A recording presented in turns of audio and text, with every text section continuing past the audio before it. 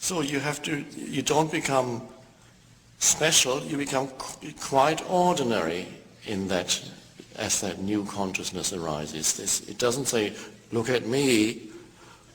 Need to be special, which is part of the mentally made sense of self, and that's an essential ingredient of it. Please let me be special. If I cannot be special and be a great success, at least let me be special in my misery. Please let me be more miserable than other people.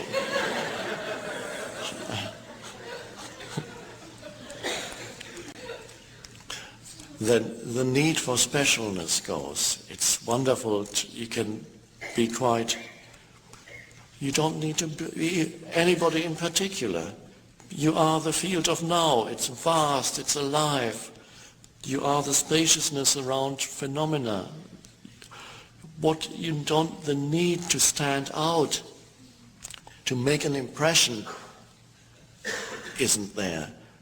That even to strengthen your identity through having an opinion and telling somebody, words of course will still come out of your mouth, but not in a self-seeking mode.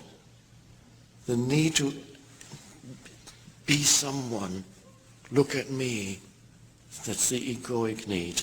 Or it gets inverted. Some egos don't like to be looked at. Don't look at me. But really they want to be looked at. It's just the reverse.